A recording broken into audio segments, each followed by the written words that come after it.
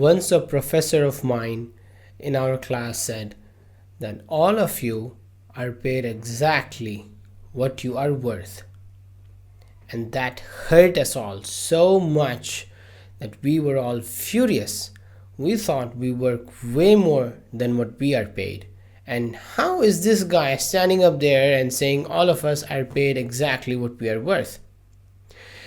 Over the years, I have realized that probably there was some truth to it. At every instance throughout your career, probably you're not paid exactly what you are worth, but in general, overall, over a longer period of time, you are paid what you are worth. Because if you are not paid according to what you are worth, that is going to be a temporary situation. You should figure it out and you should move on to a next job which offers you according to your skill set. It's just that simple. Now, does that mean that I'm implying the world is a just place? Absolutely not. I don't think the world is a just place. And that's not what the phrase really means. Our understanding, the first thing that comes to my mind when I say that the phrase is, alright, if I spend 8 hours and an extra 9th hour or 1 or 2 weekends in a year in the office, I'm doing a decent job, then all my financial troubles or worries or growth should be taken care by the company. Well, 30-40 years ago, probably that used to be the case. But now, that is not the case anymore. And this sentence, that you are paid what you are worth, does not mean that if you stick to a job and do a decent job and you will be paid exactly what you are worth, which is the employer would keep on increasing your wage just because you're doing a good job or a decent job. That's not what this means. What I understand from this is the value that you bring to the table is what you are then paid for.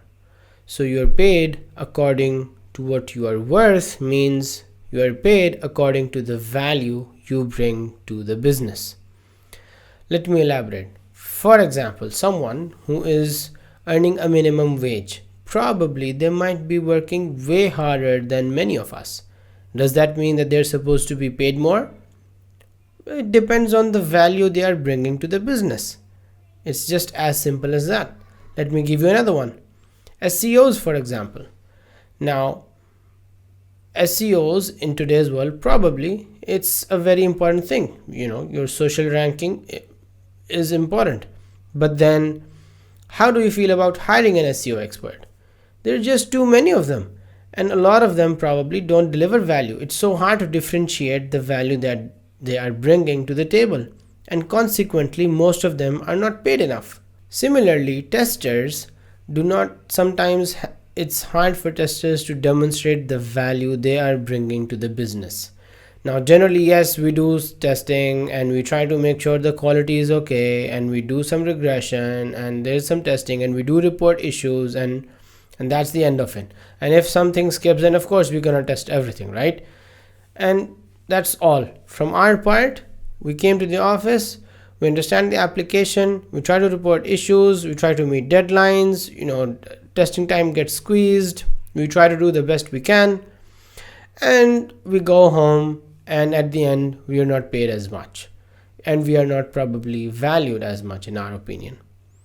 And our side of the argument mostly is that there's just some biasness against us in the industry, and that's the end of it, and we are doing what we can. The industry is supposed to change.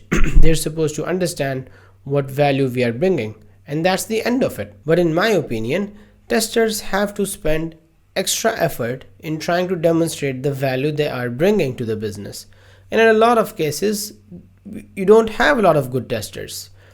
It's very hard to find good testers who understand the application, who use testing heuristics, who are really good at finding issues, and who are technical at the same time.